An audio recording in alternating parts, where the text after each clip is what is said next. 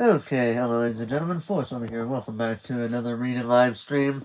Today, I will be finishing up the first short story and starting the second short story of the short story collection, Night Shift by Stephen King. I did start the first one alongside reading the introduction and forward, but because it took me 2 hours to get to the point that I was at, and I was trying to find another page that can have something similar to where I stopped at, which it didn't. I chose to just stop right there, and then I would finish that story as well as read a second story, kind of make up for that on this part. So, without further ado, we're just gonna go right straight into it and hope for the best. But without further ado, happy Friday, Daniel Barry. How you doing tonight? Without further ado, let's again begin. Because I was kind of feeling tired earlier. I just had something to eat, and drink. But we're gonna see if let's see if this will work this time. Without further ado, let's begin. October 19th, 1850. Dear Bones, developments of a disquieting nature. The noises in the house have intensified, and I am growing more to the conclusion that rats are not all that move within our walls. Calvin and I went on another fruitless search for hidden crannies or passages, but found nothing. How poorly we would fit into one of Mrs. Radcliffe's romances. Cal claims, however, that much of the sound emanates from the cellar, and it is there we intend to explore tomorrow. It makes me no easier to know that Cousin Stephen's sister met her unfortunate end there. Her portrait, by the way, hangs in the upstairs gallery. Marcella Boone was a sadly pretty thing, if the artist got her right, and I do know she never married. At times I think that Mrs. Cloris was right, that it is a bad house. It has certainly held nothing but gloom for its past inhabitants. But I have more to say of the redoubtable Mrs. Cloris, for I have had this day a second interview with her. As the most level-headed person from the corners that I have met thus far, I sought her out this afternoon after an unpleasant interview which I will relate. The wood was to have been delivered this morning, and when noon came and passed and no wood with it, I decided to take my daily walk into the town itself. My object was to visit Thompson, the man with whom Cal did business. It had been a lovely day, full of the crisp snap of bright autumn, and by the time I reached the Thompsons' homestead, Cal, who remained home to poke fun there through Cal, who remained home to poke further through Uncle Stephen's library, gave me adequate directions. I found in the best mood that these last few days have seen, and quite prepared to forgive Thompson's tardiness with the wood. The place was a massive tangle of weeds and fallen down buildings in need of paint. To the left of the barn is huge sow, ready for November butchering, grunted and wallowed in a muddy sty, and in the littered yard between house and outbuildings, a woman in a tattered gingham dress was feeding chickens from her apron. When I hailed her, she turned a pale and vapid face toward me. The sudden change in expression to, from utter doltish emptiness to one of frenzied terror was quite wonderful to behold. I could only think she took me for Stephen himself, for she raised her hand in the pronged fingered sign of the evil eye and screamed. The chicken feed scattered on the ground and the fowls fluttered away, squawking. Before I could utter a sound, a huge hulking figure of a man, clad only in long-handled underwear, lumbered out of the house with a squirrel rifle in one hand and a jug in the other. From the red light in his eye and unsteady manner of walking, I judged that this was Thompson the woodcutter himself. "A Boone!" he roared. "God damn your eyes!" He dropped the jug a rolling and also made the sign. "I've come," I said with as much equanimity as I could muster under the circumstances, because the wood is not, according to the agreement you struck with my men. God damn your man, too, say I! And for the first time I noticed that beneath his bluff and bluster he was deadly afraid. I began seriously to wonder if he mightn't actually use his rifle against me in his excitement. I began carefully. As a gesture of courtesy, you might. God damn your courtesy! Very well, then, I said with as much dignity as I could muster. I bid you good day until you are more in control of yourself. And with this I turned away and began down the road of the village. Don't ye come back, he screamed after me. Stick with your evil up there! Cursed! Cursed! Cursed! He prodded a stone at me, which struck my shoulder. I would not give him the satisfaction of dodging. So I sought out Mrs. Cloris, determined to solve the mystery of Thompson's enmity, at least. She is a widow, and none of your confounded matchmaking bones. She is easily 15 years my senior, and I'll not see 40 again, and lives by herself in a charming little cottage at the ocean's very doorstep. I found the lady hanging out of her wash, and she seemed genuinely pleased to see me. I found this a great relief. It is vexing almost beyond words to be branded pariah for no understandable reason.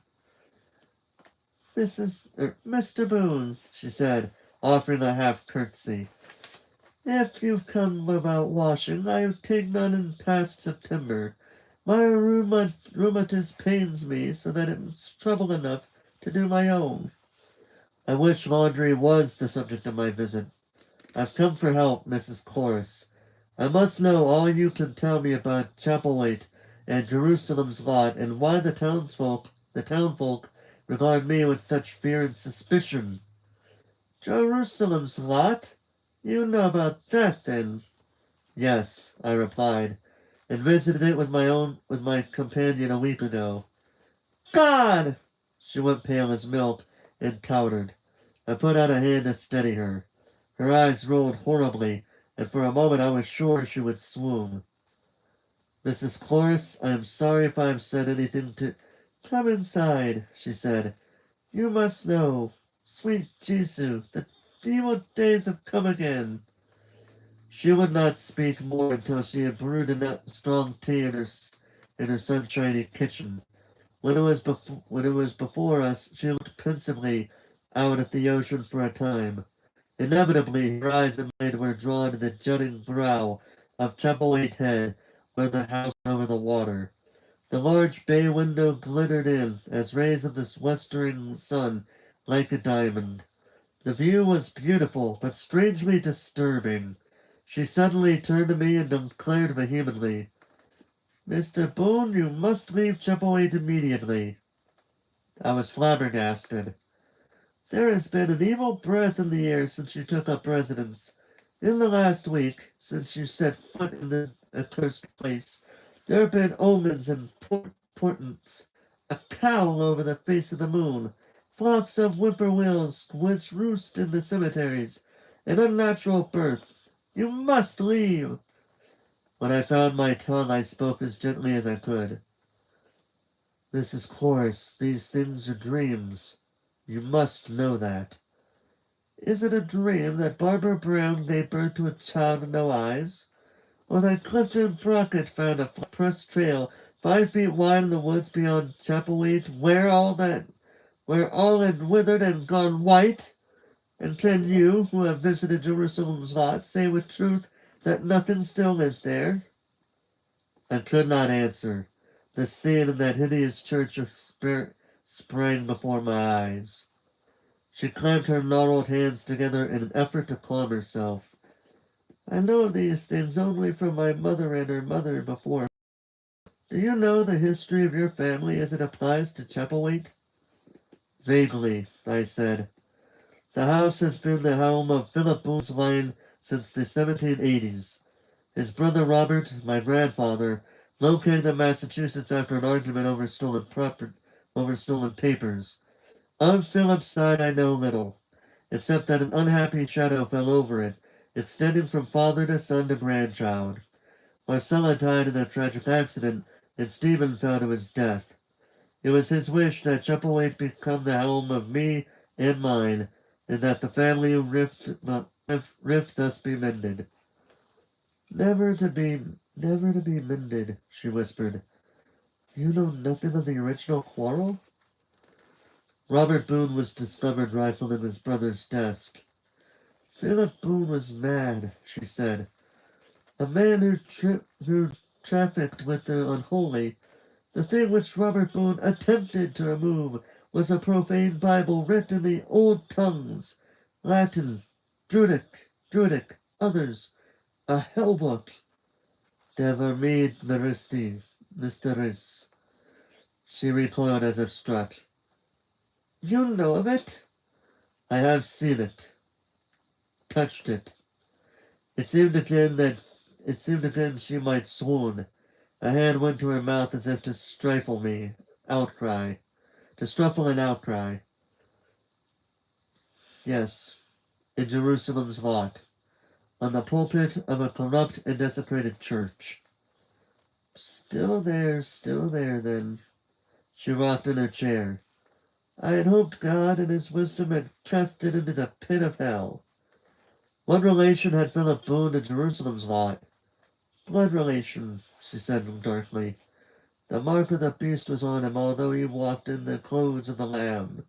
And on the night of October 31st, 1789, Philip Boone disappeared, and the entire populace of that damned village with him. She would say little more. In fact, seemed to know little more. She would only reiterate her pleas that I leave, giving as reason something about blood calling to blood, and muttering about those who watch and those who guard. As twilight drew on, she seemed to grow more agitated rather than less, and to placate her, I promised that her wishes would be taken under strong consideration. I walked home through lengthening, gloomy shadows, my good mood quite dissipated and my head spinning with questions which still plagued me. Cal greeted me with the news that our noises in the walls have grown worse still, as I can attest at this moment. I try to tell myself that I hear only rats, but then I see the terrified, earnest face of Mrs. Chorus. The moon has risen over the sea, bloated full the color of blood, staining the ocean with a mucious shade. My mind turns to that church again, and here a line is struck out. But you shall not see that, Bones. It is too mad. It is time I slept, I think. My thoughts go out to you. Regards, Charles.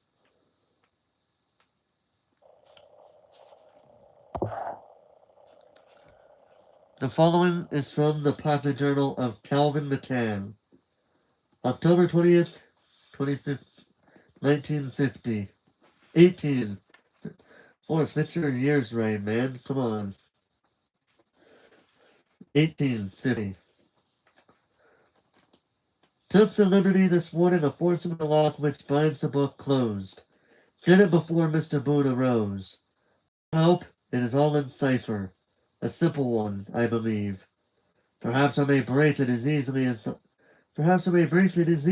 lock. A diary, I am certain, the hand oddly like Mr. Boone's own, whose book, shelved in the most obscure corner of this library and locked across the pages. It seems old, but how to tell? The corrupting air has largely been kept from its pages. More later, if time. Mr. Boone sets upon looking about the cellar. Am afraid these dreadful goings-on will be too much for his chancy health yet. I must try to persuade him. But he comes. October 20th, 1850. Bones. I can't write. I can't write. I can't write of this yet. From the Pocket Journal of Calvin McCann. October 20th, 1850. As I had feared, his health is broken. Dear God, our Father, who art in heaven, cannot bear to think of it. Yet it is planted, burned on my brain like a tintype, that horror in the cellar. Alone, alone now, 8:30. How silent, but found him swooned over his writing table. He still sleeps, yet for those few moments how nobly he acquainted himself while I stood paralyzed and shattered. His skin is waxy cool, not the fever again. God be thanked. I daren't move him or leave him to go to the village. And if I did go, who would return with me to aid him? Who would come to this cursed house? Oh, the cellar! The things in the cellar that have haunted our walls! October 22nd, 1850. Dear Bones, I am myself again, although weak, after 36 hours of unconsciousness. Myself again. What a grim and bitter joke. I shall never be myself again. Never.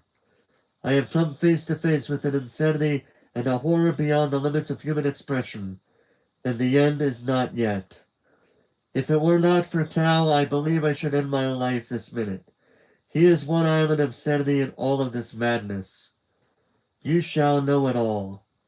We had equipped ourselves with candles for our cellar exploration, and threw a strong glow that was quite adequate. Hellishly adequate.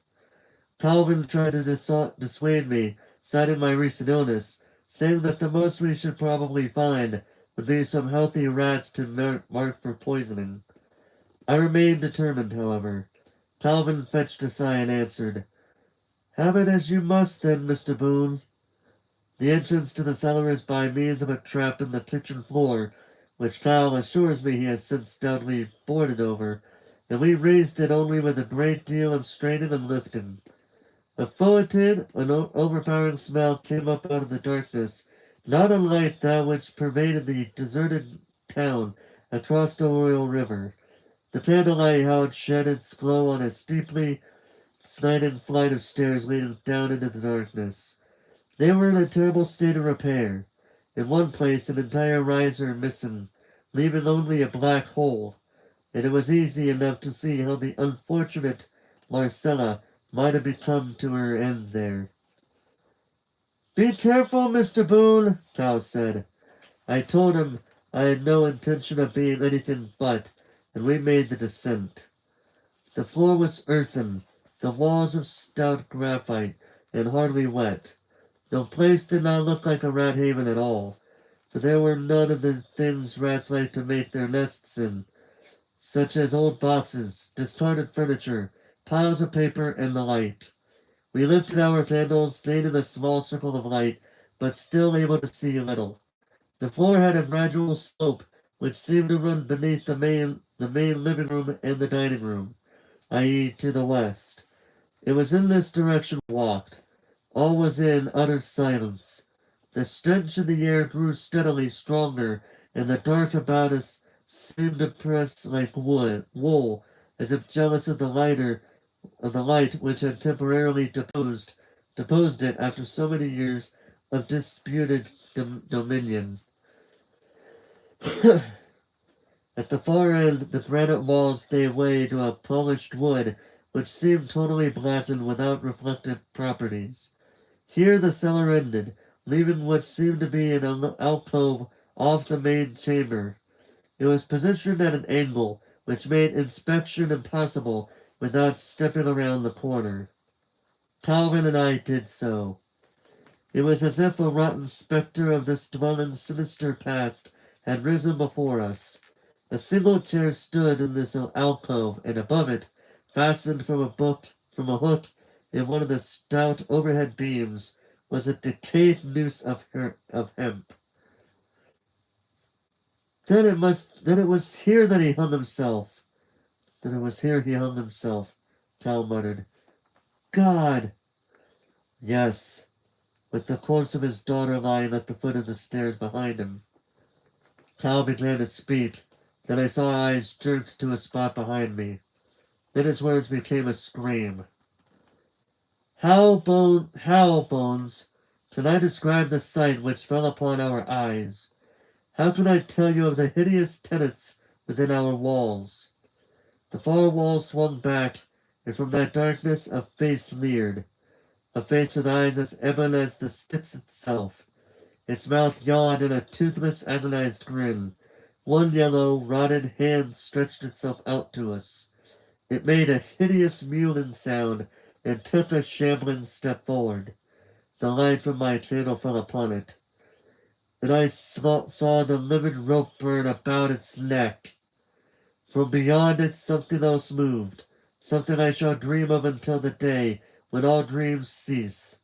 A girl with a pallid, moldering face and a coarse grin. A girl whose head lolled at a lunatic angle. They warned us. I know it. And I know they would have drawn us into that darkness and made us their own, had I not thrown my candle directly at the thing in the partition and followed it with the chair beneath that noose. After that, all is confused darkness. My mind has drawn the curtain. I awoke, as I said, in my room with Cal at my side. If I could leave, I should fly from this house of horror with my nightdress flapping at my heels. But I cannot.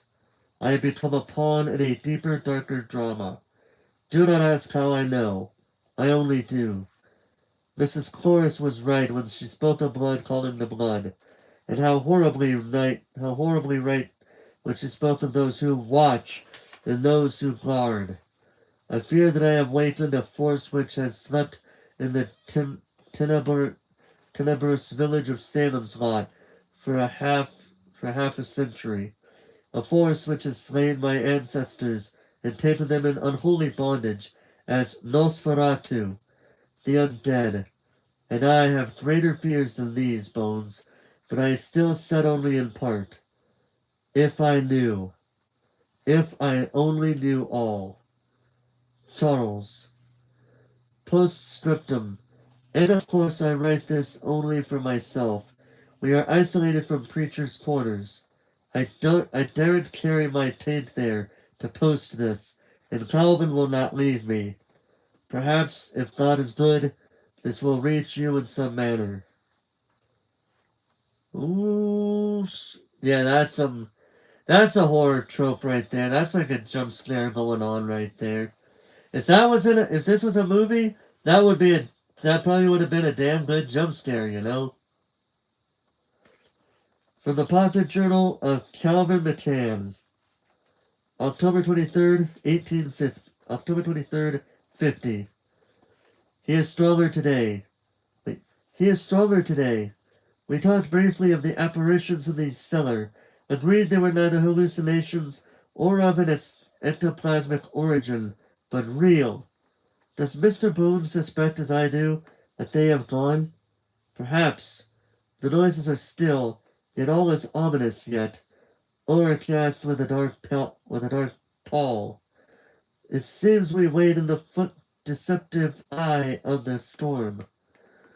Have found a packet of papers in an upstairs bedroom, lying on the bottom drawer of an old roll-top desk. Some correspondence and receipted bills lead me to believe the room was Robert Boone's. Yet the most interesting document is a few jottings on the back of an advertisement for gentlemen's beaver hats. At the top is writ, "Blessed are the meek." Below, the following apparent nonsense is writ, BKE DSHDERMTHES EAK ELMSOERARE SHAMDED. I believe 'tis the key of the locked and coded book in the library. The cipher above is certainly a rustic one used in the War for Independence, known as the fence rail. When one removes the nose from the second bit of scribble, the following is obtained: BESDRETTK LSEAEHME. Read up and down rather than across.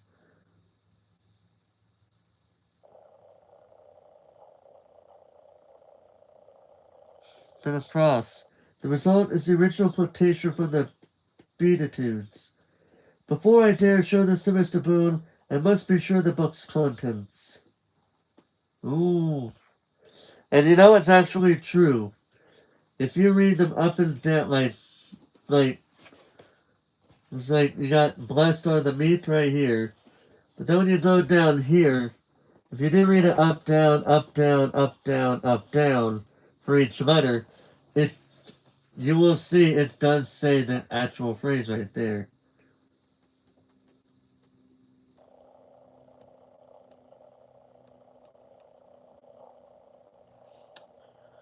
October 24th, 1850.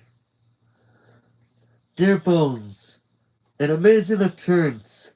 Kyle, always close-mouthed until absolutely sure of himself, a rare and admirable human trait, has found the diary of my grandfather Robert. The document was in a code which Kyle himself has broken.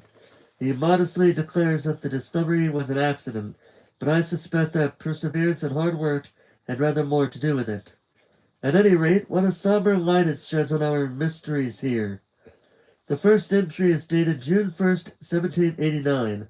The last, October 1789, 4 days before the cataclysmic disappearance of which Mrs. Chorus spoke. It tells the tale of a deepening obsession, nay, of madness, that made insidiously clear the relationship between great Uncle Philip, the town of Jerusalem's lot, and the book which rests in that desecrated church.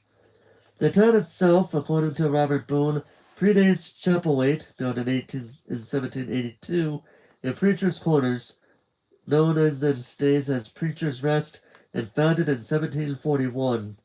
It was founded by a splinter group of the Puritan faith in 1710, a sect headed by a dour religious fanatic named James Boone. What a start that name gave me. That this Boone bore relation to my family can hardly be doubted. I believe Mrs. Chorus could not have been more right in her superstitious belief that familial bloodline is of crucial importance in this matter, and I recall with terror her answer to my question about Philip and his relationship to Salem's lot. Blood relation, said she, and I fear that it is so. The town became a settled community built around the church where Boone preached or held court. My grandfather intimates that he also held commerce with any number of ladies from the town, assuring them that this was God's way and will. As a result, the town became an anomaly, and that anomaly which could only have existed in those isolated and queer days when belief in witches and the virgin birth existed hand in hand. An interbred, rather degenerate religious village controlled by a half-mad preacher whose twin gospels were the Bible and the Doge's sinister demon dwellings, a community in which rites of exorcism were held regularly, a community of incest and the insanity and physical defects which so often accompany that sin. Also, again, I should point out that in this term, queer does not mean what it means modern times. It is because this is taking place in 1850. The original, and you can look this up on Google, it'll tell you this. The original meaning of the word queer was actually, as it was basically another word for weird. Again, if you don't believe me, Google is there. It will vouch for me. Hello, Neba29. I love Stevenson's work. I do too. I have many of his works. I have this book, which is the most recent one I got. Carrie, Carrie, Misery, The Green Mile, It, Pet Cemetery, Liz Story, The Outsider, and 1922. And Cell. Almost forgot Cell. Those are the only ones I got right now, but I do intend on getting more. Because the next one that's piqued my interest is the book known as Christine. If I can find an affordable book, if I can find it at an affordable price, yeah, I would be very interested in getting the book Christine. You're doing great, man. Keep it up. I think, actually, I should also say another movie I'm thinking about getting would basically be The Shining. And if they're the Langoliers and The Shining, because I have those two movies in this stack of DVDs that I'm trying to watch for the 31 days of October. I am a bit behind right now, but you know, what can you do? Because right now, the latest movies I'll be watching, and I'm gonna have, and because of how late it is, I will have to watch 4 of them now, which I'll probably do tomorrow night, so that way I can, if I'm home early enough, I can do that. But right now, the next movies I got are They, from Wes Craven, The Cave, which you probably can't see because of the light, Silent House, and Incarnate. Yep, those are the 4 movies I'm watching. And ironically enough, after these 4, you guys are probably gonna love this. I say probably because some people probably like this, some others don't. With the exception of the latest one that is not in my that I currently do not own. After those 4, this disc came out. Hold on. After those 4, all the 6 of the 7 Child's Play movies, or Chucky movies that I currently own. After that, it's going to be a wild. Because we're going from the really bad, which was this one. This one was was not as good as, it's not as bad as people make it out to be, but it isn't that good either. So we're going from the worst one to the best rated one, which happens to be The Shining for this one, actually, right now. But yeah, but these 4 are going to be there. Yeah, but these 4 are going to be ones there. Also, because this book does have apparently it has the prequel and the sequel to Salem's Lot, I am going to have to vid Salem's Lot as well. And I know that was it like a series, this remake of Salem's Lot? Because I remember seeing it. It was being advertised on the formerly named CBS Access or something like that to the now named Paramount Plus. I think it was a series. Now that I think about it, which reminds me, I need to watch this series of How a Good Girls Die to Murder, because it came out in August and I didn't know about it until the last week of September. So I gotta watch that. And I gotta watch Five Nights at Freddy's the movie. Technically it did because I watched it when it first came out last year in October on Peacock. But if it's not on Peacock anymore, I'll have to buy it. Or unless it's somewhere else. Probably Netflix, knowing my luck, if I'm being honest. But yeah. But yeah, I got so many things I need to watch, man. And even better, for this book, I've chosen to watch Children of the Corn because that was the reason why I bought this book. And also because it is celebrating 40 years of its after its release this year as well. So double the reason for that one, you know. I only own it. Yeah, I have it, and actually, where is it? It's right here. You probably can't see it. Yeah, you can just barely see it, but it's actually right here. It's on this pile of books behind me. So you can bet your bottom dollar it's going to be one of the books I'll be reading in the coming times after this Halloween season, outside of the Christmas stuff, because I do plan on buying some books for this year's Christmas reading stream, so that way people can listen to my reading Christmas books. Yeah. Anyway, getting back to the book.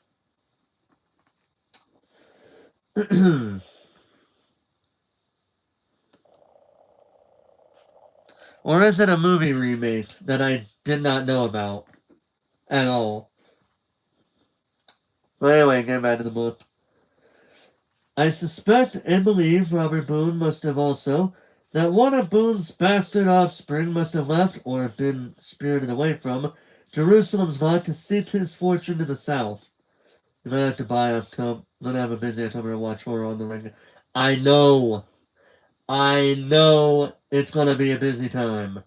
That's why I'm trying to do it to where I have longer streams for my gaming live streams, as well, so that way it could balance out the movie live stream, the movie watch-alongs.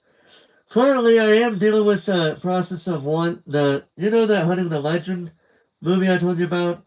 It got a copyright, not a strike, but a copyright claim because you could hear the sound of my TV playing it, even though at the very end of it I did make a review, and that's my argument against it because I did say it was going to be a watching it and review, a watch along and review of it, which I wasn't lying. Granted, my review was short, sweet, and to the point, but it's still a review regardless. So to me, it protects my video under fair use because, I did technically review it at the very end of the movie. And so now the company has 30 days, the company that did this have 30 days to respond to it, or that copyright claim is null and void completely. Yeah. Anyway, I'm actually gonna have to. I'm gonna repeat that because that was in the middle of a sentence there. I suspect, and believe Robert Boone must have also, that one of Boone's bastard offspring must have left, or I'll read that after I'm done sentence, or been spirited away from Jerusalem's lot to seek his fortune in the south, and thus founded our present lineage. See here. You got a great library. Oh, dude. You want to know the crazy part is? I got some old school books, too. I'm talking old books. Up here where, these books are at. If you look up above these ones, there's a door with books behind it. Those are where the oldest books that I have are at. And right now, the oldest book that I have, I don't see it right here behind me, so it's probably up there, somewhere in the upper areas of the piles. But the oldest book that I have dates literally all the way back to 1897. I'm not kidding. Once I reach to that book, it's an autobiography book, but on that at that as well, of a religious person. But I'm still gonna, even though I'm not a religious person, I'm still gonna read it because I did say I was gonna read these books no matter what, no matter what, even if I personally don't like them, I'm still gonna read them for your entertainment. And right now, the only book that I really don't want to read, but as I said, I'm going to read it anyway, is a book involving a certain individual, but we'll get to that when we get to that book. But for now, I don't think we'll be reading that book anytime soon, based on what we got here. Anyway, but yeah, I do have a mini library of books. So much so, the funny part is when I was growing up, and I've said this story before, when I was growing up, I wasn't really into books. Mainly because you had the accelerated reading program. I don't know if anybody else grew up with it or if they still do this to this day, but I remember having it when I was growing up, and it made it seem like we were forced to read it. And the only time I ever did this completely was when my school had the reward that if you read a certain number of books, you'd go to this rollaway skating rink place, which I fucking loved going to. And I would love to go there again if it's still a business. Um, yeah, so, it wasn't until about middle school, like maybe like my second half of middle school, going into high school, that I really started getting into books. to the point to where I love reading all these. I loved reading the books that I loved to read the most in my high school years was every time my school did the banned book week, because then it'd be like, um, oh dude, this is gonna be awesome because I'm reading books that were challenged or the school's banned. Which, in my personal opinion, no school should be banning books. Leave the choosing of which books are appropriate for the kids to the parents or the guardians of that's probably why I'm reading these books actually as well, because I do have a niece and nephew, and I read these books so that way I would know for a fact which books would be age appropriate for them and which books definitely are not. And I can say under no uncertain terms, Stephen King's books, they're suitable for them when they're in high school, but for right now, absolutely not. Absolutely not. At all.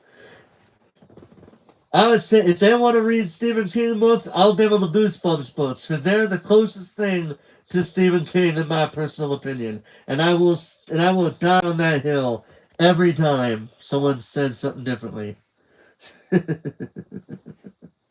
Okay, we gotta move on to the book here. We're almost to the end as well, but it's time to move on for this.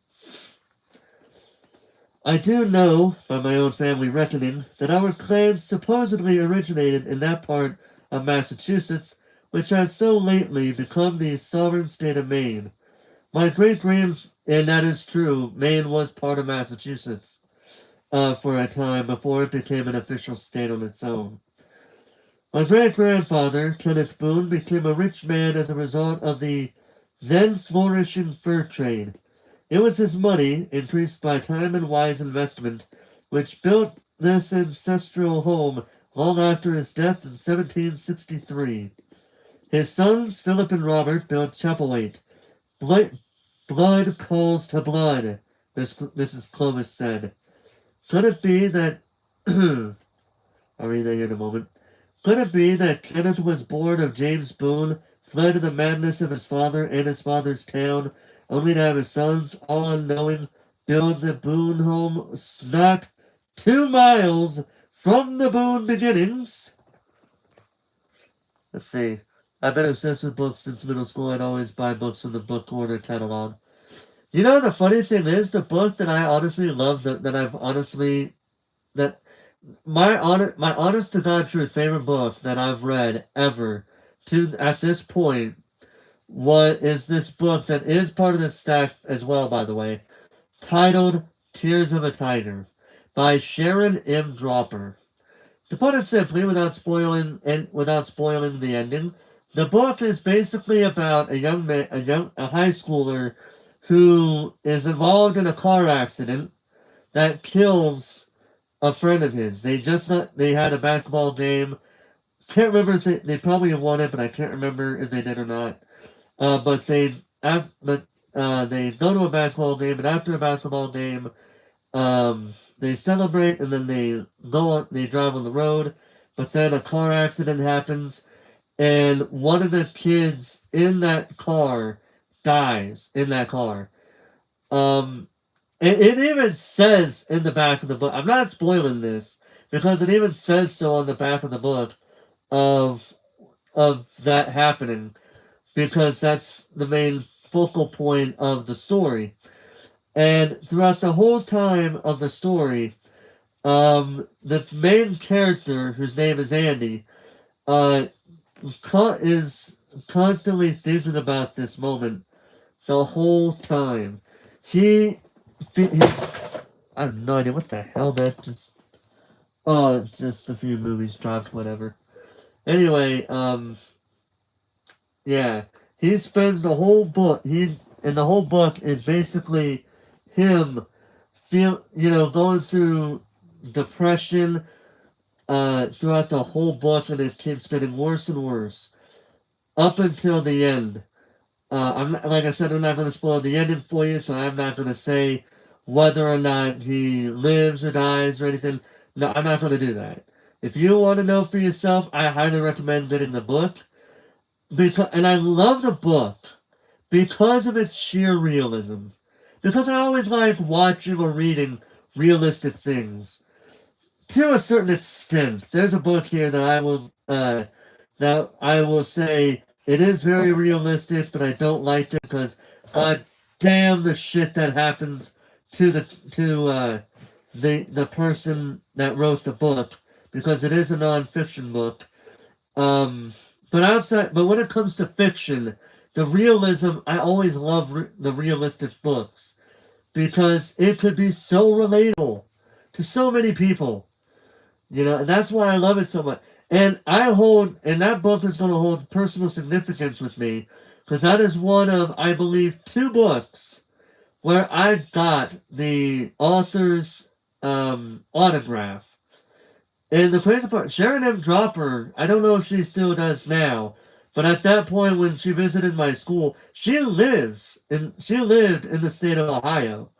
So that was really cool. That was really cool to know that she is one of two authors that I know of that were born or currently live that were born in and or currently live in Ohio. Her and R.L. Stein.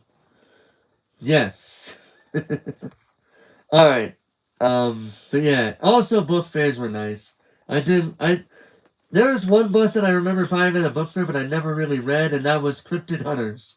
I wanted that book so much, but I got it, but I never had a chance to read it before it got destroyed by some water damage. Sad face.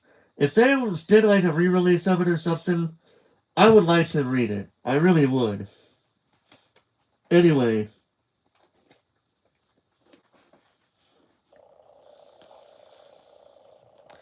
if 'tis true, does it not seem that some huge and invisible hand has guided us? According to Robert's diary, James Boone was ancient in 1789, and he must have been. Granting him an age of 25 in the year of the town's founding, he would have been 100. The following is quoted direct from Boone's diary.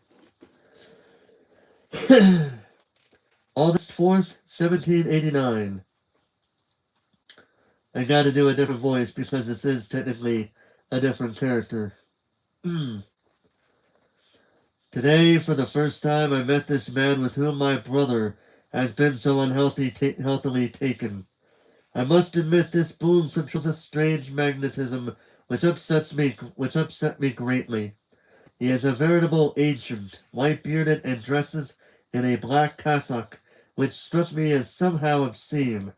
More disturbing yet was the fact that he was surrounded by women, as a sultan would be surrounded by his harem, and P assures me he is active yet, although at least an octogenarian.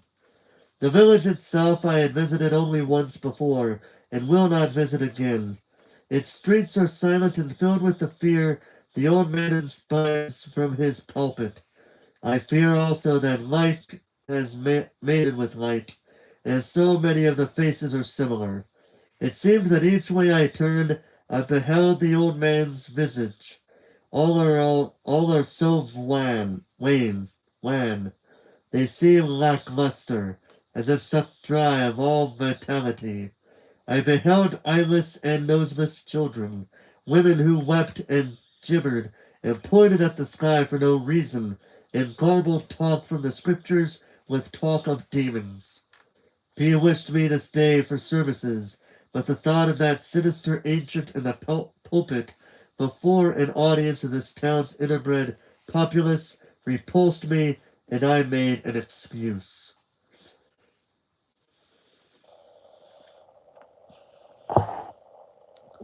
That sounds like a good book to check it out. Yeah.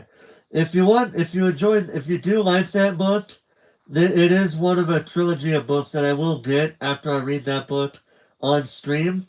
So that way, you guys don't miss it. If you guys don't want to read it, but you want to hear someone read it for you, yeah. The entries preceding and following this tell of Philip's growing fascination with James Boone. On September 1st, 1789, Philip was baptized in a Boone's church. his brother says, quote, I am aghast with amaze and horror, with amaze and horror. My brother is changed before my very eyes. He even seems to grow to resemble the wretched man. First mention of the book occurs on July 23rd. Robert's diary records it only briefly. Quote, P returned from the smaller village tonight with, I thought, a rather wild visage. Would not speak until bedtime, when he says that Boone has inquired about it after a book titled Mysteries of the Worm. To please P, I promised to write Johns and Goodfellow a letter of inquiry. P almost fawningly grateful. On August 12th, this notion, quote, wrecked 2 letters in the post today, one from Johns and Goodfellow in Boston. They have note of the tome in which P has expressed an interest. Only 5 copies extant in this country. The letter is rather cool, odd indeed. Have known Henry Goodfellow for years. August 13th. P, insanely excited by Goodfellow's letter, refuses to say why. He would only say that Boone is exceedingly anxious to obtain a copy. Cannot think why, since by the title it seems only a harmless gardening treatise. Am worried for Philip. He grows stranger to me daily. I wish now he had not returned to Chapelwaite. The summer is hot, oppressive, and filled with omens.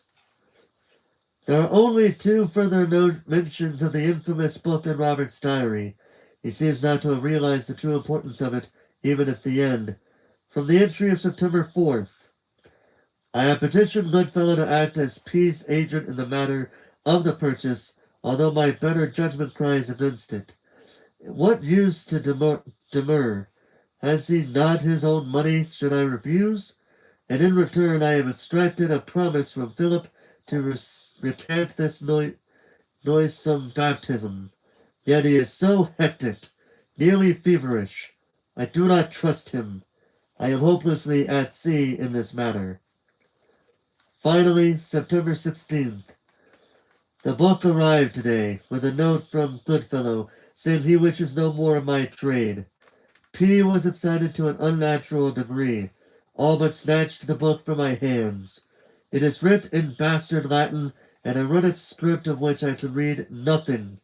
The thing seemed almost warm to the touch, and to vibrate in my hands, as if it contained a huge power. I reminded P of his promise to recant, and he only laughed in an ugly, crazed fashion, and waved that book in my face, crying over and over again, We have it! We have it! The worm! The secret of the worm! He is now fled, I suppose to his mad benefactor, and I have not seen him more this day. Of the book there is no more, but I have made certain deductions which seem at least probable. First, that this book was, as Mrs. Cloris has said, the subject of the falling out between Robert and Philip. Second, that it is a repository of unholy incantation, possibly of Druidic origin. Many of the Druidic blood rituals were preserved in print by the Roman conquerors of Britain in the name of scholarship, and many of their infernal cookbooks are among the world's forbidden literature. Third, that Boone and Philip intended to use the book for their own ends. Perhaps in some twisted way they intended good, but I do not believe it. I believe they had long before bound themselves over to whatever faceless powers exist beyond the rim of the universe, powers which may exist beyond the very fabric of time. The last entries of Robert Boone's diary lend a dim glow of approbation to these speculations, and I allow them to speak for themselves. October 26th, October 26th, 1789. A terrible Babylon preaches corners today. Frawley, the blacksmith, seized my arm and demanded to know what your brother and that mad Antichrist are into up there. Goody Randall claims there have been signs in the sky of great impending disaster. A cow has been born with 2 heads. As for myself, I know not what impends. Perhaps 'tis my brother's insanity. His hair has gone gray almost overnight. His eyes are gray bloodshot circles from which the pleasing light of sanity seems to have departed. He grins and whispers, and, for some reason of his own, has begun to haunt our cellar when not in Jerusalem's lot. The whippoorwills congregate about the house and upon the grass.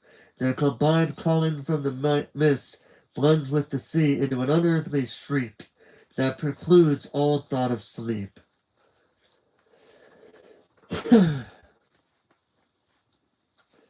October 27th, 1789. Followed P this evening when he departed for Jerusalem's lot, keeping a safe distance to avoid discovery. The cursed whippoorwills flocked through the woods, filling all with a deathly psychopompic chant. I dared not cross the bridge. The town all dark except for the church, which was lit with a ghastly red glare that seemed to transform the high-peaked windows into the eyes of the inferno. Voices rose and fell in a devil's litany, sometimes laughing, sometimes sobbing. The very ground seemed to swell and groan beneath me, as if it bore an awful weight, and I fled, amazed and full of terror, the hellish screaming cries of the whippoorwills dining in my ears as I ran through those shadow-riven woods. All tends to the climax, yet unforeseen. I dare not sleep for the dreams that come, yet not remain awake for what lunatic terrors may come. The night is full of awful sounds, and yet I fear that urge to go again, to watch, to see. It seems that Philip himself calls me, and the old man. The birds. Cursed, cursed, cursed. Here the diary of Robert Boone ends. Yet you must notice, Bones, near the conclusion, that he claims Philip himself seemed to call him. My final conclusion is formed by these lines, by the talk of Mrs. Cloris and the others, but most of all by those terrifying figures in the cellar, dead yet alive. Our line is yet an unfortunate one, Bones. There is a curse over us which refuses to be buried. It lives a hideous shadow life in this house and that town, and the culmination of the cycle is drawing close again. I am at the last of the Boone blood. I fear that something I knows this, and that I am at the nexus of an evil endeavor beyond all sane understanding. The anniversary is All Saints' Eve, 1 week from today. How shall I proceed? If only you were here to console me, to help me. If only you were here. I must know all. I must return to the shunned town. May God support me. Charles. October 25th, 50. Mr. Boone has slept nearly all this day. His face is pallid and much thinner. I fear recurrence of his fever is inevitable. While refreshing his water carafe, I caught sight of 2 unmailed letters to Mr. Branson in Florida. He plans to return to Jerusalem's lot. It will be the killing of him if I allow it. Dare I steal away to Preacher's quarters and hire a buggy? I must, and yet what if he wakes? If I should return and find him gone? The noises have begun in our walls again. Thank God he still sleeps. My mind shudders to the importance of this. Later. I brought him his dinner on a tray. He plans on rising later, and despite his evasions, I know what he plans. Yet I go to Preacher's quarters. Several of the sleeping powders described to him during his late illness remained with my things. He drank one with his tea, all unknowing. He sleeps again. To leave him with the things that shamble behind our walls terrifies me. To let him continue even one more day within these walls terrifies me even more greatly. I have locked him in. God grant he should still be there, safe and sleeping when I return with the buggy. Still later. Stone me! Stone me like a wild and rabid dog! Monsters and fiends! These that call themselves men! We are prisoners here. The birds, the whippoorwills have begun to gather.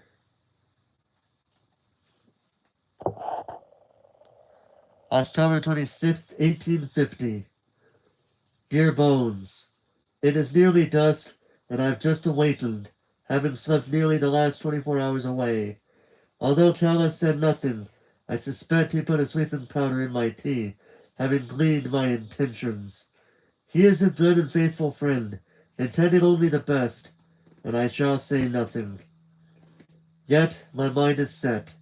Tomorrow is the day I am calm, resolved, but also seem to feel the subtle onset of the fever again. If it is so, it must be tomorrow. Perhaps tonight would be better still, yet not even the fires of hell itself could induce me to set foot in that village by shadowlight.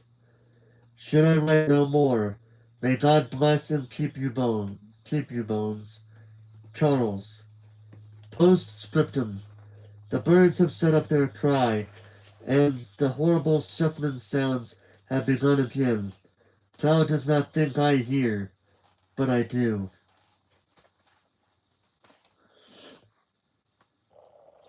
C. From the pocket journal of Calvin McCann, October 27th, 50, 5 a.m. He is impersuadable. Very well, I go with him. November 4th, 1850. Dear Bones, weak yet lucid. I am not sure of the date, yet my almanac assures me by tide and sunset that it must be correct. I sit at my desk where I sat when I first wrote you from Chapelwaite and look out over the dark sea from which the last of the light is rapidly fading. I shall never see more. This night is my night. I leave it for whatever shadows be. How it heaves itself at the rocks, this sea! It throws clouds of sea foam at the darkling sky in banners, making the floor beneath me tremble. In the window glass I see my reflection, pallid as any vampire's. I have been without nourishment since the 27th of October, and should have been without water, had not Calvin left the carafe beside my bed on that day. Oh, Cal! He is no more, Bones. He is gone in my place, in the place of this wretch with his pipe-stirred arms and skull face who I have seen reflected back in the darkened glass. And yet he may be more fortunate, for no dreams haunt him as they have haunted me these last days. Twisted shapes that lurk in the nightmare corridors of delirium. Even now my hands tremble. I have splotched the page with ink. Calvin confronted me on that morning just as I was about to slip away, and I thinking I had been so crafty. I had told him that I had decided we must leave, and asked him if he would go to Tendrell, some 10 miles distance, and hire a trap where we were less notorious. He agreed to make the hike, and I watched him leave by the sea road. When he was out of sight, I quickly made myself ready, donning both coat and muffler, for the weather had turned frosty. The first touch of coming winter was on that morning's cutting breeze. I wished briefly for a gun, then laughed at myself for the wish. What avails guns in such a manner? I let myself out by the pantry way, pausing for a last look at sea and sky, for the smell of the fresh air against the putrescence, putrescence I knew I should smell soon enough, for the sight of a foraging gull wheeling below the clouds. I turned, and there stood Calvin McCann. You shall not go alone, he said, and his face was as grim as ever I have seen it. But Calvin, I began. No, not a word. Not a word. We go together and do what we must, or I return you bodily to the house. You are not well. You shall not go alone. Well, let me read this real quick. I've heard this one is really good. I like Misery and Stand By Me. Those are the only one of his I've finished, so was disappointed. Okay, so, let me see here. I do have Misery. I don't have The Stand. And I do have Cell. And yes, I will be reading Cell. I also have a number of his other books, but we'll get to them when we get to them. I've already said, I think every book that I've got that he's written, this being the most recent book that I bought, uh, specifically for the Halloween season, and also because I really wanted to read Children of the Corn, because it's in here, and I kept hearing about the short story, because I've also watched parts of Children of the Corn and the trailers for the sequels, but I have not watched the sequels all the way through though, at all. I've not watched them. Period. Um, and they kept saying based on the short story by Stephen King, and I'm like, I really need to read this short story by Stephen King, and so that's what I'm doing. I bought this book because of that, and I'm going to be reading, and I'm going to go watch along for the movie when I'm done reading this book as a bit of the representative of for it.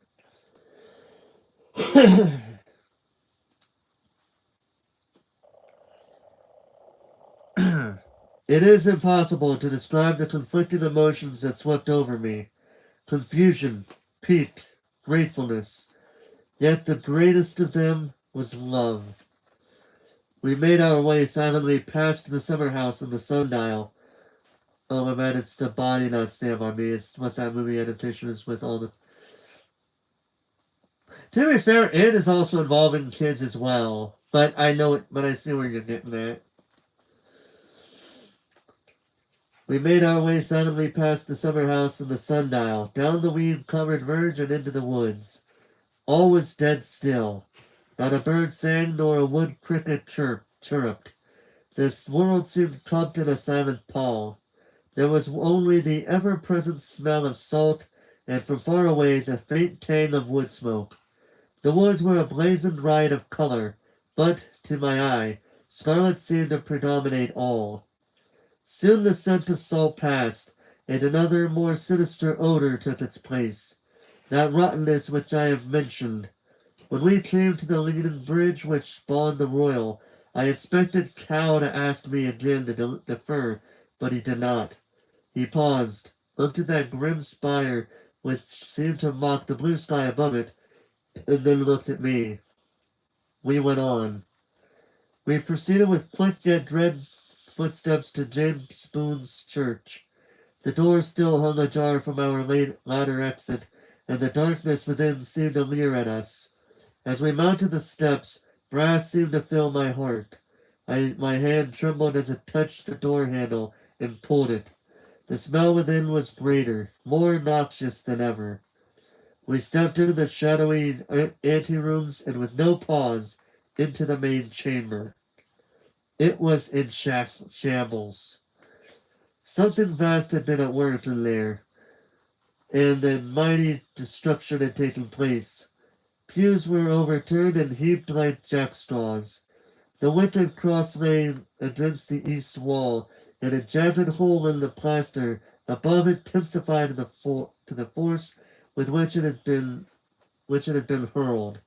The oil lamps had been ripped from their high fixtures, and the reek of whale oil mingled with the terrible stink which pervaded the town. And down the center aisle, like a ghastly bridle path, was a trail of black ichor, mingled with sinister tendrils of blood. Our eyes followed it to the pulpit, the only untouched thing in view. Atop it, staring at us from across that blasphemous book with glazed eyes, was the butchered body of a lamb. God, Calvin whispered. We approached, keeping clear of the slime on the floor. The room echoed back our footsteps and seemed to transmute them into the sound of gigantic laughter. We mounted the narthex together. The lamb had not been torn or eaten. It appeared rather to have been squeezed until its blood vessels had forcibly ruptured. Blood lay in thick and noisome puddles on the lectern itself, and about the base of it. Yet on the book it was transparent, and the crabbed runes could be read through it as through colored glass. Must we touch it? Cal asked, unfaltering. Yes, I must have it. What will you do? What should have been done 60 years ago? I am going to destroy it.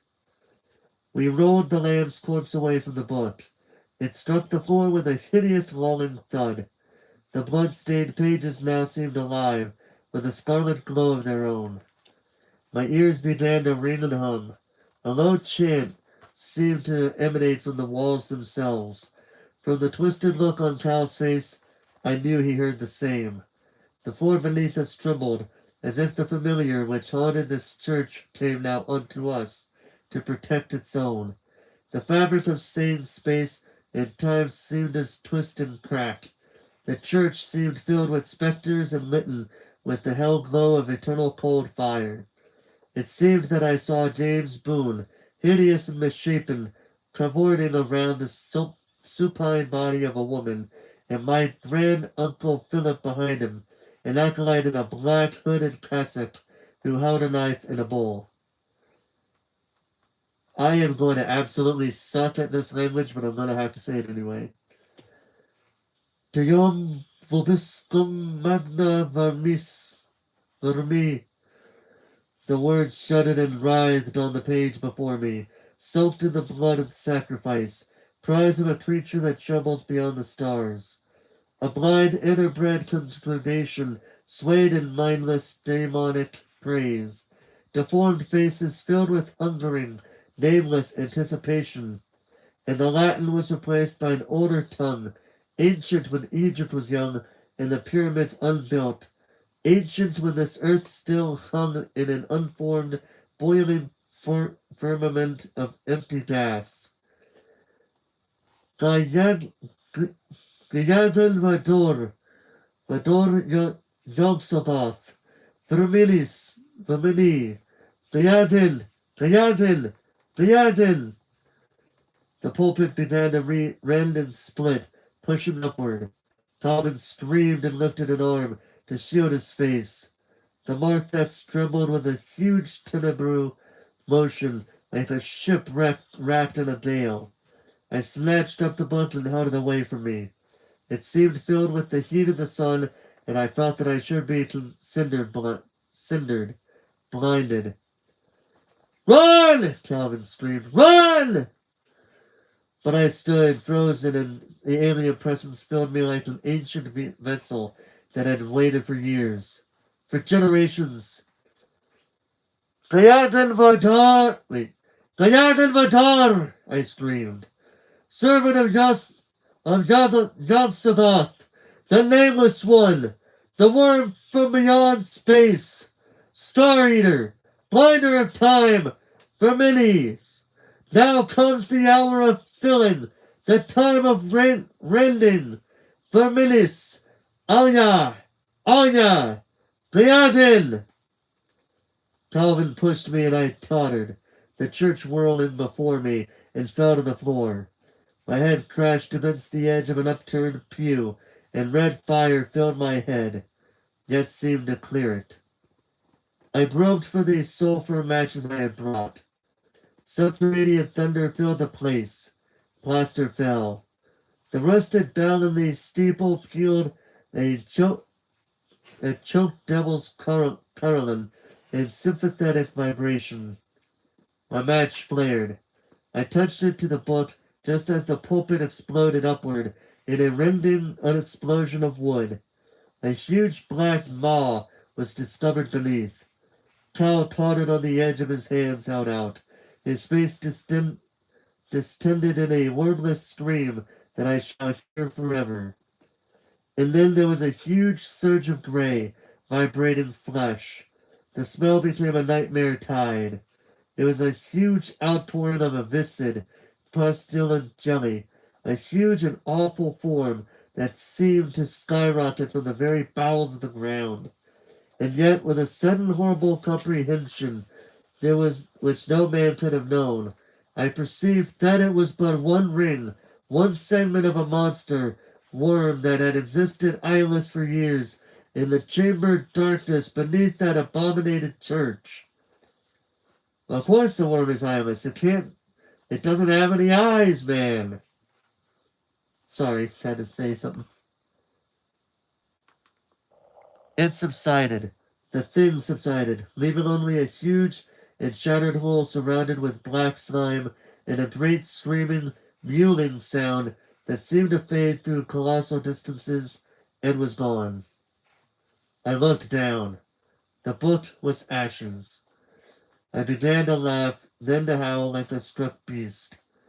All sanity left me, and I sat on the floor with blood streaming from my temple, screaming and gibbering into those unhallowed shadows, while Calvin sprawled in the far corner, staring at me with glazing, horror-struck eyes.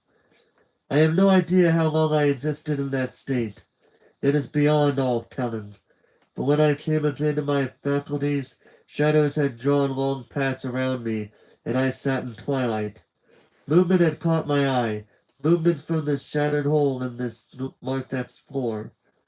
My hand groped its way over the riven floorboards. My mad laughter choked in my throat. All hysteria melted into numb bloodlessness. With terrible vengeful slowness, a wrapped figure pulled itself up from the darkness, and a half skull peered at me. Beetles crawled over the fleshless forehead. A rotted cassock clung to the askew hollows of mouldered collarbones. Only the eyes lived. Red insane pits that glared at me with more than lunacy. They glared with the empty light of their pathless wastes beyond the edges of the universe. It came to take me down in darkness. That was when I fled, screeching, leaving the body of my lifelong friend unheeded in that place of dread. I ran until the air seemed to burst like magma in my lungs and brain. I ran until I had gained this possessed and tainted house again. In my room, where I collapsed and have lain like a dead man until today. I ran because even in my crazed state, and even in the shattered ruin of that dead yet animated shape, I had seen the family resemblance, yet not of Philip or of Robert, whose likeness is in the upstairs gallery. The rotted visage belonged to James Boone, keeper of the worm. He still lives somewhere in the twisted, lightless wanderings beneath Jerusalem's lot in Chapelwaite, and it still lives. The burning of the book thwarted it, but there are other copies. Then I am the gateway, and I am the last of the Boone blood. For the good of all humanity I must die, and break the chain forever. I go to the sea now, Bones. My journey, like my story, is at an end. May God rest you and grant you all peace. Charles. The odd series of papers above was eventually received by Mr. Everett Granson, to whom they had been addressed. It is assumed that a recurrence of the unfortunate brain fever, which struck him originally following the death of his wife in 1848, caused Charles Boone to lose his sanity and murder his companion and longtime friend, Mr. Calvin McCann. The entries in Mr. McCann's pocket journal are a fascinating exercise in forgery, undoubtedly perpetuated by Charles Boone, in an effort to reinforce his own paranoid delusions. In at least two particulars, however, Charles Boone is proven wrong. First, when the town of Jerusalem's lot was rediscovered, I use the term historically, of course, the floor of the narthex, although rotted, showed no explosion or huge damage. Although the ancient pews were overturned and several windows shattered, this could be assumed to be the work of vandals from neighboring towns over the years. Among the other older residents of Preacher's Quarters and Tandrel, there is still some idle rumor about Jerusalem's lot. Perhaps in his day it was this kind of harmless folk legend which started Charles Boone's mind on its fatal course. But this seems hardly relevant. Second, Charles Boone was not the last of his line. His grandfather, Robert Boone, sired at least two bastards. One died in infancy. The other took the Boone name and located in the town of Central Falls, Rhode Island. I am the final descendant of this offshoot of the Boone line. Charles Boone's second cousin, removed by 3 generations. These papers have been in my committal for 10 years. I offer them for publication on the occasion of my residence in the Boone ancestral home, Chapelwaite, in the hope that the reader will find sympathy in his heart for Charles Boone's poor, misguided soul. So far as I can tell, he was correct about only one thing. This place badly needs the service of an exterminator. There are some huge rats in the walls, by the sound. Signed, James Robert Boone, October 2nd, 1971. That's the one thing you gotta respect Stephen King for. You don't know when, and you don't know how, but you know there's going to be a bit of a plot twist or something coming that is going to turn the book, or in this case, a short story, on its head. In this case, I read the stories. Think the letters that were put in the story, that were written on the story, as if each character actually wrote it. But then you get at the very end, you see the words that basically say, actually, Mr. Boone did not, nothing did happen to Mr. Boone, extraterrestrially or otherwise paranormally. Mr. Boone killed him himself. And on top of that, the letters that his friend, that this person wrote, was not by the man himself, but by Mr. Boone. That is an interesting story. That is an interesting storytelling. Let me see how many pages we got here. Well, it's already been an hour and a half almost. Wow.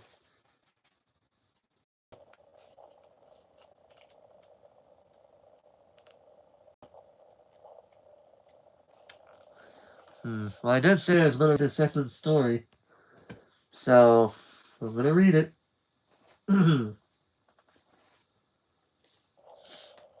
Graveyard shift. 2 a.m. Friday. Hall was sitting on the bench by the elevator, the only place on the 3rd floor where a working Joe could catch a smoke. Warwick came up. He wasn't happy to see a Warwick. Yeah, Stephen King's one of the best writers. Yep, I agree. The foreman wasn't supposed to show up on 3 during the graveyard shift. He was supposed to stay down in his office, in the basement, drinking coffee from the urn that stood in the corner of his desk. Besides, it was hot. It was the hottest June on record in Glades Falls, and the Orange Crush thermometer, which was also by the elevator, had once rested at 94 degrees at 3 in the morning. God only knew what kind of hellhole the mill was on the 3 to 11 shift. Hall worked the picker machine, a bulky gadget manufactured by a defunct Cleveland firm in 1934. He had only been working in the mill since April, which meant he was still making minimum $1.78 an hour, which was still all right. Now, no wife, no steady girl, no alimony. He was a drifter, and during the last 3 years he had moved on his thumb from Berkeley, college student, to Lake Tahoe, busboy, to Galveston, stevedore, to Miami, short order cook, to Wheeling, taxi driver and dishwasher, Tim Falls, Maine, picker machine operator. He didn't figure on moving again until the snow fell. He was a solitary person, and he liked the hours from 11 to 7 when the blood flow of the big mill was at its coolest, not to mention the temperature. The only thing he did not like was the rats. The third floor was long and deserted, lit only by the splattering glow of the fluorescents.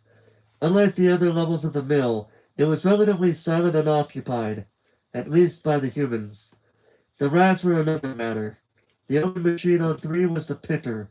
The rest of the floor was storage for the 90-pound bags of fiber which had yet to be sorted by Hall's long gear-toothed machine.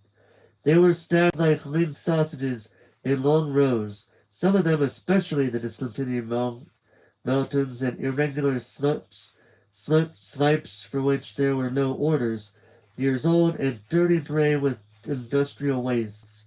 They made fine nesting places for rats, huge fat-bellied creatures with rabbit eyes and bodies that jumped with lice and vermin. Hall had developed a habit of collecting a small arsenal of soft drink cans from the trash barrel during his break. He pinned them at the rats during times when work was slow, retrieving them later at his leisure. Only this time Mr. Foreman had caught him, coming up the stairs instead of using the elevator, like the sneaky son of a bitch everyone said he was. "What are you up to, Hall?" "The rats," Hall said, realizing how lame that must sound now that all the rats had snuggled safely back into their houses. "I bang cans at 'em when I see 'em." Warwick nodded once, briefly. He was a big, beefy man with a crew cut. His shirt sleeves were rolled up and his tie was pulled down. He looked at Hall closely.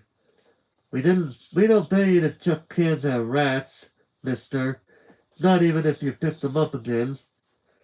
Harry hasn't sent down an order for 20 minutes, Hall answered, thinking, why couldn't you stop to help why can't you drink your coffee? I can't run it through the habit. Warwick nodded as if the topic no longer interested him. Maybe I'll take a walk up and see Wisconsin, he said. 5 to 1 he's reading a magazine while the crap piles up in his bins. Hall didn't say anything. Warwick suddenly pointed. There's one! Get the bastard! Hall fired the net he had been holding with one whistling overhand motion. The rat, which had been watching them from atop one of the fabric bags with its bright buckshot eyes, fled with one faint squeak. Warwick threw back his head and laughed at Hall as Hall went after the can. I came to see you about something else, Warwick said. Is that so? Next week's 4th of July week, Hall nodded. The mill would be shut down Monday to Saturday. Vacation week for men with at least 1 year's tenure. Layoff week for men with less than a year. You want to work? Hall shrugged. Doing what? We're going to clean the whole basement level. Nobody's touched it for 12 years. Hell of a mess. We're going to use hoses. The town zoning committee getting on the board of directors? Warwick looked steadily at Hall. You want it or not? 2 in shift, double time on the 4th. We're working the graveyard shift because it'll be cooler. Hall calculated. He could clear maybe $75 after taxes. Better than the goose egg he had been looking forward to. All right. Report down by the dye house next Monday. Hall watched him as he started back to the stairs. Warwick paused halfway there and turned back to look at Hall. You used to be a college boy, didn't you? Hall nodded. Okay, college boy, I'm keeping it in mind. He left. Hall sat down and lit another smoke, holding a soda can in one hand and watching for the rats. He could just imagine how it would be in the basement. The sub-basement, actually. A level below the dye house. Damp, dark, full of spiders, and rotten cloth and some news from the river, and rats. Maybe even bats, the aviators of the rodent family. Gah! Hall threw the can hard, smiled thinly to himself as the faint sound of Warwick's voice came down through the overhead ducts, reading Harry Wisconski the riot act. Okay, college boy, I'll keep it in mind. He stopped, smiling abruptly, and butted his smoke. A few moments later, Wisconsin started to send rough nylon down through the blowers, and Hal went to work. And after a while, the rats came out and sat atop the bags, or the back of the long room, watching him with their unblinking black eyes. They looked like a jury.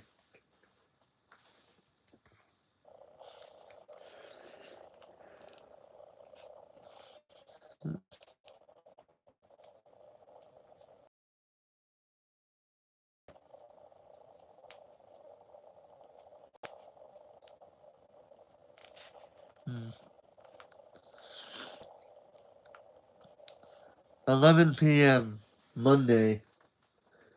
There were about 36 men sitting around when Warwick came in wearing a pair of old jeans tucked into his dry rubber boots.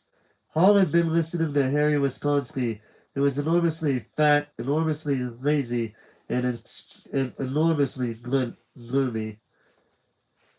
It's gotta be a mess, Wisconski said when Mr. Foreman came in. You wait and see, we're all gonna go home blacker than midnight in Persia. Okay, Warwick said. We strung 60 light bulbs down there, so it should be bright enough for you to see what you're doing. You guys! He pointed to a bunch of men that had been leading the drying spools. I want you to hook up with the horses over there to the main water conduit by the stairwell. You can unroll them down the stairs. We've got about 80 yards for each man, and that should be plenty. Don't get cute and say one of your buddies or you'll send him to the hospital. They pack a wallop. Somebody'll get hurt, Wisconsin prophesied, but sourly. Wait and see. You other guys, Warren said, pointing to the group that Great Hall and Wisconsin were part of. You're the crap crew last night. You go in pairs with that adrenaline wipes for each teeth.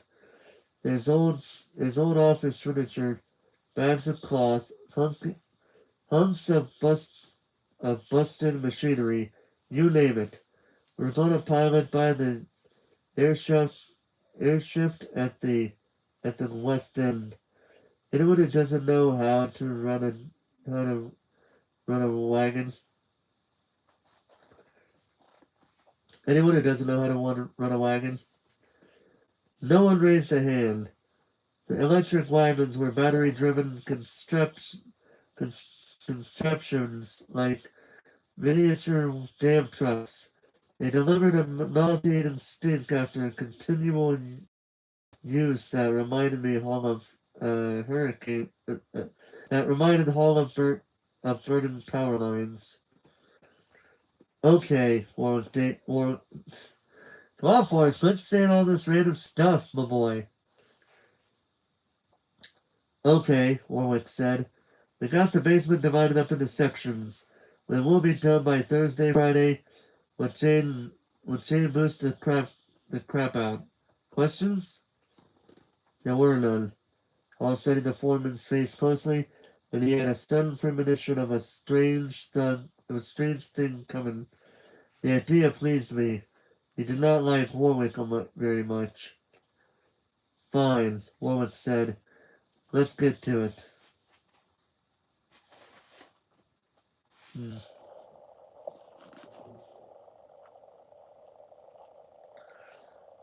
I may not have a choice because I'm starting to get a little bit tired. Actually, hmm.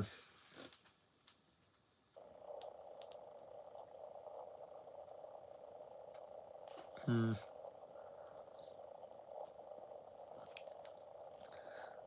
So I am starting to get a bit tired. So what I'm going to do, I know I just started the short story, but I'm starting to feel tired, so I can't completely uh, follow with what I said earlier. But what I'll do is I'll keep a bookmarker for this spot, so that way we don't lose it. And we'll come back to this probably the day after tomorrow, because if I get back early enough tomorrow, I will be watching those 4 movies that I mentioned. So I will go ahead and edit there. We'll get back to this, where this time I can probably say I'll read this story and then the second story, because the second story is not as long as the first or other story was at this point. Because literally, I got 11 more page. I've counted this, by the way. I got 3, 4, 5, 6, 7, 8, 9, 10, 11. 11 page flips to go for this story. And I got 1, 2, 3, 4, 5, 6 page flips for the second story. So I can honestly do that. I can probably do that later. But for now, I'm going to go ahead and end the stream there. It is also 12:30, and I need to go to bed soon so I can go to, because I gotta work tomorrow. About an hour earlier than I did today, but yeah, it is what it is. Anyway, let's go check back. Thanks. You're welcome, Library 88. You're welcome. Also, I also want to say, if you guys want any other horror books to read, I do have a playlist of previous books that I've read. And one of those, if you are a Stephen King fan and you're not really into Goosebumps, I would highly recommend reading Pen Pal by Dathan Auerbach. It is a really good book. I have read this book if you want to at least hear part of the book reading, or the whole reading as it's in itself if you want to as well. I do have that, and maybe I think that may be the only horror book that I got there, but yeah.